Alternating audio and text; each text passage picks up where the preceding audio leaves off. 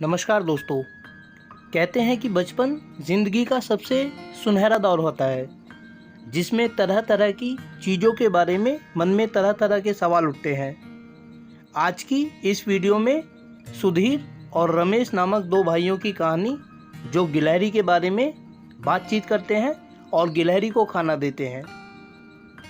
रमेश और सुधीर दो भाई थे। एक दिन वे पेड़ के नीचे खेल रहे थे। अचानक सुधीर बोला, भैया वह देखो गिलहरी। यह कहकर सुधीर ने पत्थर उठा लिया। रमेश ने कहा, नहीं नहीं, पत्थर मत मारो, गिलहरी तो बहुत प्यारी होती है, यह किसी को नहीं काटती।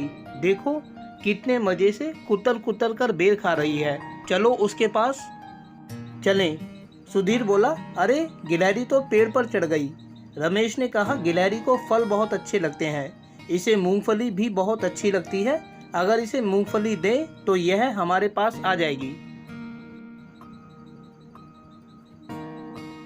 सुधीर ने एक मूंगफली गिलहरी को दिखाकर फेंकी। गिलहरी बड़ी तेजी से नीचे उतरी। वह मूंगफली उठाकर पेड़ की एक डाल पर चढ़ गई। वह कुतर कुतर पर मूंगफली खाने लगी।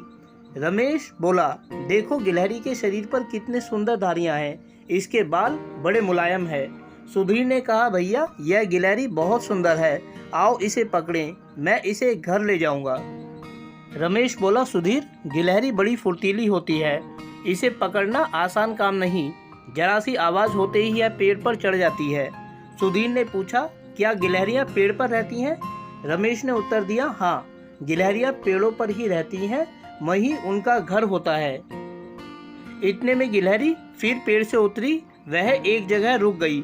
अपनी चमकीली आंखों से वह दोनों भाइयों को देखने लगी। सुधीर उसे पकड़ने दौड़ा। गिलहरी झट से पेड़ पर चढ़ गई। सुधीर देखता ही रह गया। तो देखा दोस्तों आपने, एक छोटी सी कहानी गिलहरी के बारे में, किस तरह से रमेश और सुधीर गिलहरी के बारे में बात करते हैं और गिलहरी को पकड़कर अपने घर ले जाने की बात सोचते हैं। लेकिन दूसरा भाई बताता है कि गिलहरियां जंगलों में रहती हैं और इन्हें फल खाना तथा मूंगफली खाना बहुत अच्छा लगता है।